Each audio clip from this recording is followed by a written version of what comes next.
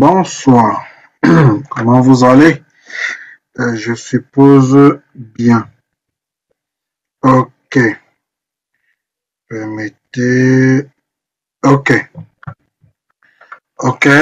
Le matin, nous avons commencé avec WinDev.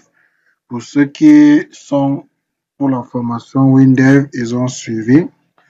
Ce soir, nous commençons avec WinDev Mobile. Comme de coutume, nous allons commencer par présenter le contenu pédagogique. Alors, avant de commencer à présenter ce contenu, il faut tout de même vous donner le mode d'emploi. C'est la session d'avril 2022, niveau fondamental WinDev Mobile.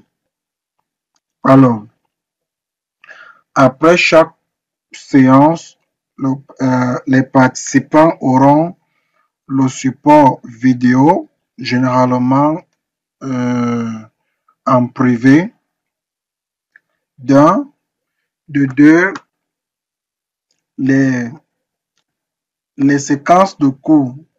Je ferai des séquences de 30 minutes pour permettre aux participants, pour ceux qui ont manqué ou ceux qui sont là avec moi, qui puissent être intéressés à revoir le cours en replay. Alors, sans toutefois tarder, je présente le contenu pédagogique. Alors, contenu pédagogique, formation organisée naturellement par ISOF en partenariat avec PUCRO et Brainstross. À qui s'adresse cette formation de WinDev Mobile? Elle s'adresse à tout nouveau utilisateur qui vient de découvrir WinDev Mobile ou qui veut avoir les bases fondamentales en WinDev Mobile. Comme contenu, nous commençons par présenter les objectifs que nous devrions atteindre à la fin de cette formation. D'abord, de se familiariser avec l'environnement de développement. De deux, maîtriser les concepts de base et les principaux éditeurs, par exemple, éditeur de fenêtres, éditeur de code, éditeur d'état. Mais ici, en version 23, l'éditeur d'état n'est que disponible pour iOS. C'est pas parce que vous voyez en parenthèse Android, non, on va faire Android iOS. Ok? Pardon. Concevoir et tester notre application, utiliser les fonctions classiques du W langage compatible avec Android et iOS pour ajouter, créer des interfaces end-user au look d'Android. Là, vous allez constater que la conception des interfaces ici est très délicat, très délicat.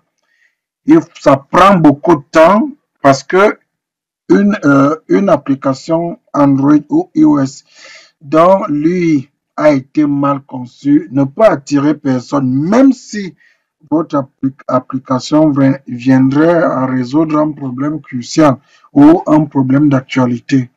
Interagir votre application avec les bases de données distantes ou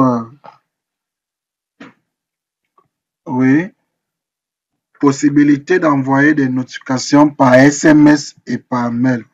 Bon, ça c'est les objectifs que nous devrions atteindre. Et à la fin, nous devrions être capables de générer un APK et, si possible, le déployer dans Google Play. Le déploiement dans Google Play connaît beaucoup de transformations. Il faut être au moins en version 25 pour pouvoir déployer. Et même en version 25, il y a encore quelques manipulations à faire. Idéalement, il faut être en version 26 ou 27 pour pouvoir déployer aisément, de telle manière que Windows Mobile fasse ça pour vous. Actuellement, la formation se passe en visioconférence via la plateforme Zoom. Et elle va s'étendre sur un mois à raison de 4 heures par semaine. Nous pouvons nous retrouver en train de faire 6 heures par semaine. Donc, ceci est toujours variable. En termes, maintenant, le programme, les généralités. Dans un premier temps, la séance d'aujourd'hui est l'installation. Pour ceux qui n'ont pas encore installé Windows Mobile, version 23 que nous allons utiliser, et la présentation de l'environnement Windows Mobile. Pourquoi la version 23?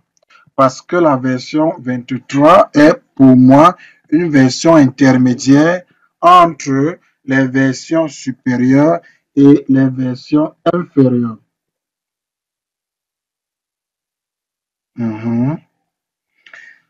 En ce qui concerne le cas pratique, le choix du projet de formation par les participants est très crucial. Il est préférable que l'apprenant lui-même, là où les apprenants choisissent leur projet, lequel projet sera débattu, c'est-à-dire l'étude de l'existant en ressortant le problème qui donnera lieu à une problématique. C'est dans ce cas que l'un des projets ou le cumul des projets peut donc être retenu pour faire l'objet d'un projet de formation. Et après quoi, nous allons modéliser notre problème en utilisant MERIS. MERIS est une méthode de modélisation. Je vais vous montrer, autant pour moi, comment avec Windows Mobile, on peut aller du MCD jusqu'au MLD. Beaucoup ne connaissent pas cela et vous serez bel et bien surpris que avec Windows Mobile, vous n'avez rien à envier avec quelqu'un qui utilise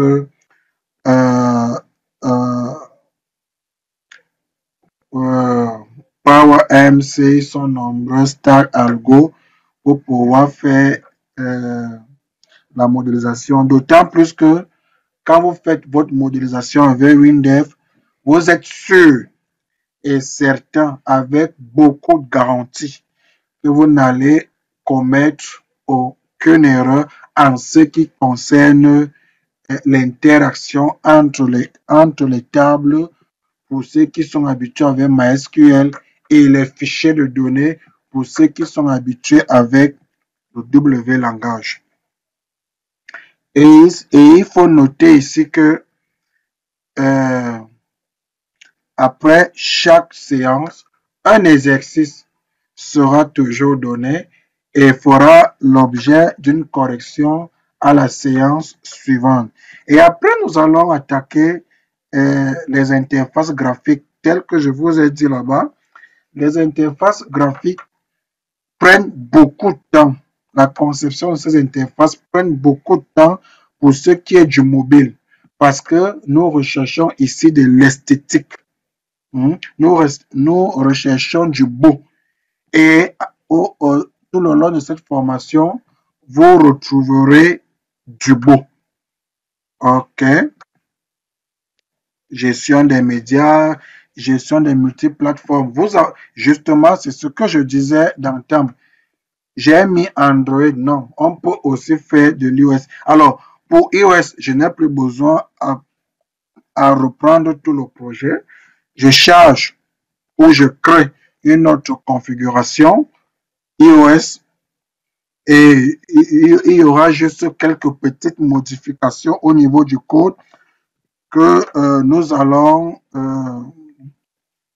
corriger, tout au moins vous montrer comment corriger. Je prends un exemple. Sur Android, quand je veux repositionner mon curseur sur un champ à problème, je dis reprise saisie. Sur iOS, c'est incompatible. Sur iOS, je devrais dire donne focus, écran premier. Maintenant, si moi, donc, je veux éviter ce genre de problème, je ne peux que dire donne focus. Ok. On va aussi apprendre à lire un PDF. Si possible, intégrer un code Java natif, par exemple, un code Java qui nous permet, comment dirais-je, euh, euh, de, de, de, de repositionner notre image, c'est-à-dire en fonction, en utilisant les fonctions EXIF. Pour ce qui est de la programmation, nous verrons l'éditeur de source, nous verrons comment nous déclarons les variables, à la seule différence ici que le W langage est un langage algorithmique, c'est-à-dire un langage compréhensible pour tout le monde, que vous soyez d'expression française, d'expression anglaise, d'expression espagnole, d'expression brésilienne, c'est la même chose. Nous allons vous montrer comment remplir les combos par programmation en alimentant ça à un fichier de données et aussi le debugging. Parfois, il arrive souvent que nous avons un problème, mais nous ne connaissons pas où ce problème provient. Alors, tout le long de cette formation, nous allons y faire. Et retenez que nous n'allons pas utiliser ni de procédure, ni de requête pour ce qui est de la formation initiale, la formation que je dirais fondamentale. Après quoi, nous allons installer notre application et le tester, vous présenter les différentes méthodes de déploiement. Et à la fin, chaque participant pourra me présenter un projet qui fera l'objet d'une présentation PowerPoint assignée d'un exemple. Et après, nous pouvons valider le travail en délivrant à ceux-ci leur attestation. Voilà un peu de façon condensée le programme tel que présenté. Ne vous gênez pas, le programme vous sera envoyé. Donc, vous aurez bien le temps de mieux le lire, si possible, poser des questions pour la prochaine séance, je suppose. OK. Sans toutefois tarder, nous allons présenter l'environnement WinDev mobile.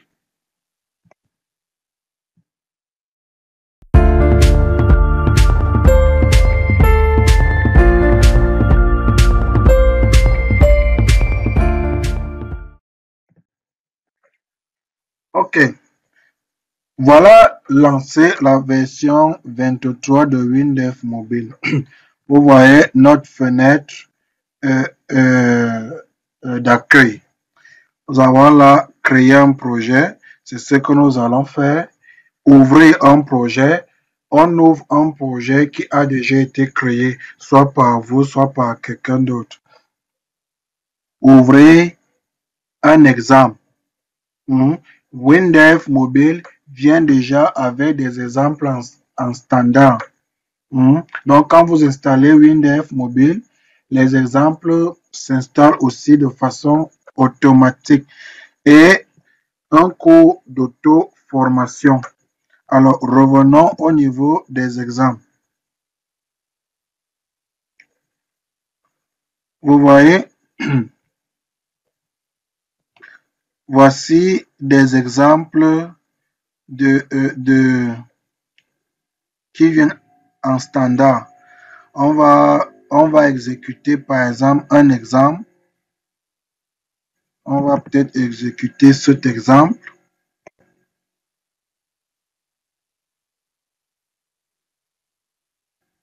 Ah, il me fait comprendre que l'exemple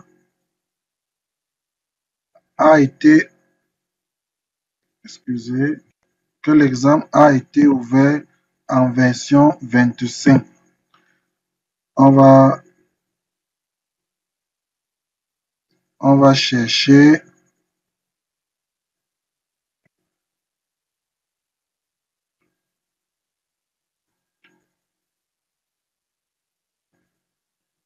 On va chercher un autre exemple. Donnez-moi. Mhm.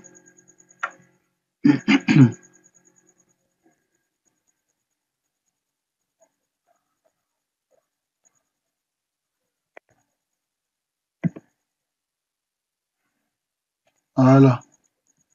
Ouvrir un exemple. Ok, on va chercher un exemple. Bon, on prend donc l'exemple de référence gestion de commande.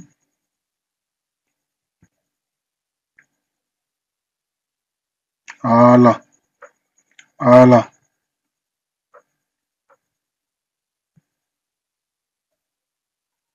Ok, vous voyez l'exemple. Hmm?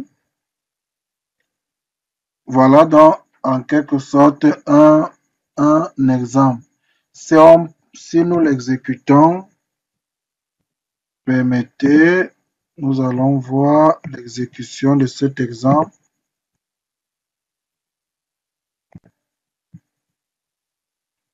Voilà.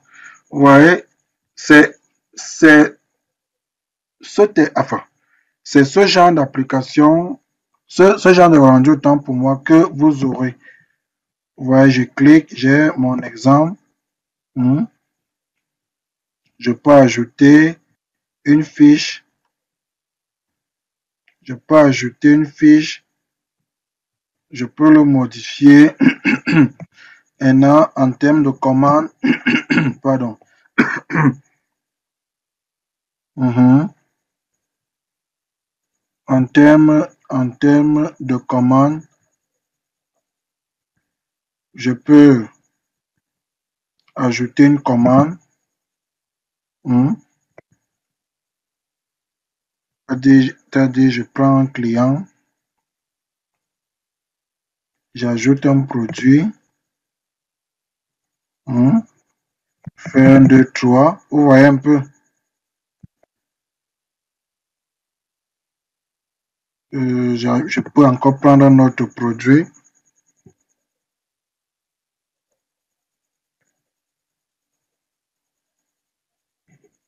Je peux encore prendre un autre produit.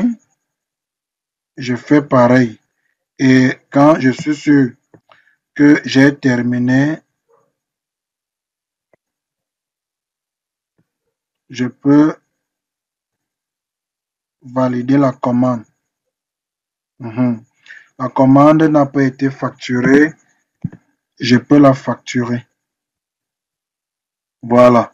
Donc, voilà un peu un exemple très simple, cet exemple. Et si on vient regarder, par exemple, l'analyse, vous voyez bel et bien l'analyse.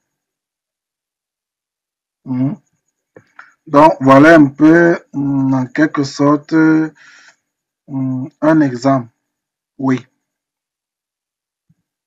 Alors, quand après l'examen, on peut décider de venir vous présenter, je vous présente aussi l'auto-formation. Quel est même le rôle de l'auto-formation? Certains pensent que l'auto-formation, c'est comme son nom l'indique, c'est-à-dire avec l'auto-formation, vous allez vous auto-former. Eh bien, moi, je vous dirais non. Non, pourquoi? L'auto-formation vous donne juste une idée de l'AGL, de l'éditeur, mais ne va pas tout vous apprendre. Jamais. Ne va pas tout vous apprendre. Maintenant, on vient au niveau des onglets et j'attire votre attention. Chaque fois que vous terminez un projet, enfin, vous avez codé et ça va pour vous aujourd'hui, vous faites première des choses pour réparer le projet et vous le fermez.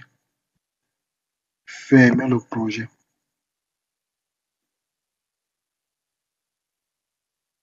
Voilà. Voilà. Là, ça permet que quand vous voulez travailler en version supérieure, il ne va plus afficher les messages d'erreur tels que impossible d'ouvrir, conflit DL, ainsi de suite. Non, vous n'aurez plus ce genre de problème. Alors, nous continuons avec la présentation de l'environnement. Nous avons là un ruban qui a des onglets et dans chaque onglet, nous avons un certain nombre de champs liés à une ou plusieurs actions. Donc, tout le long du projet, nous allons vous montrer au fur et à mesure à quoi sert telle ou telle action. Maintenant, ici, je sais très bien que chez vous, l'explorateur est à votre droite et vous êtes surpris que l'explorateur chez moi est à ma gauche. Oui, c'est au goût. C'est au goût de tout un chacun. Pour pouvoir le faire, je pose mon curseur sur l'explorateur de projet. Je pose, vous voyez déjà, c'est déjà en surbrillance. Je peux mettre ici, ça ne change rien. Je viens, vous voyez, quand je pose mon curseur au niveau de la flèche, j'ai déplacé. Bon, comme moi, je veux rester, puisque je suis un ancien développeur Java et aussi PHP, l'explorateur est toujours à notre gauche. Ça permet que notre droite est carrément libre, vu que l'objet se tire de la gauche vers la droite. Générateur de gabarit. Vous pouvez générer vous-même votre propre gabarit. Ainsi, donc, avec WinDev, vous pouvez personnaliser. Vous pouvez personnaliser jusqu'à atteindre les auspices qui sont à vos goûts. Donc, après la présentation de l'environnement, qui ici, j'ai dit, nous allons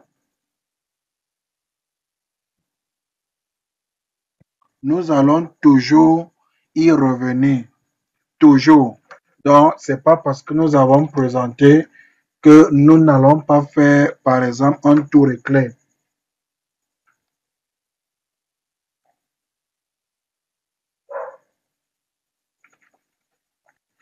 OK. Voilà. Maintenant, donc, nous allons passer au choix du projet. Ici, le choix du projet est délicat. Et retenez que je ne suis pas obligé de terminer un projet. Non. C'est vous qui faites la formation. Je suis là pour vous guider. Je suis là pour vous arrêter à la main et vous dire, voici le chemin. Je vous montre le chemin et vous continuez. Maintenant, vous devez vous distinguer de par vos recherches. C'est à partir de vos recherches que je saurai que tel ou tel apprenant est actif. Par exemple, si Ngamba est actif, déjà en me posant les questions, si mon pied est pareil, là, je saurais que non, ces deux apprenants sont actifs, ils posent des questions, ils cherchent. Et vous allez m'amener à creuser davantage afin de vous donner ce que vous méritez. Voilà la session qui vient de se terminer, la session de mars. J'ai eu vraiment des apprenants fantastiques. Donc, je préfère citer leur nom: Jones du Gabon, Monsieur Kaboré du Burkina Faso, Nankap Serge du Cameroun, vraiment, et Marcel du Congo. C'est-à-dire, ils étaient si dynamiques qu'ils ont fait en sorte que je dépasse, que je déborde même le contenu pédagogique, que je me mets à parler des notions qui, pour le niveau initial, ne sont pas prioritaires, ou bien, ça dit, j'étais déjà, comme on dit souvent, HP, c'est-à-dire hors programme. Mais c'était bien, ça m'a rendu très heureux, contrairement au groupe WinDev qui était nonchalant. Bon, néanmoins, quand même, je suppose qu'ils vont beaucoup se rattraper. Et j'ose croire que ce groupe WinDev mobile pour la session d'avril, vous allez faire, vous serez mieux que la session de mars pour WinDev mobile, parce que ça doit toujours aller crescendo. Voilà. Donc, ceci étant, nous allons donc passer à le choix d'un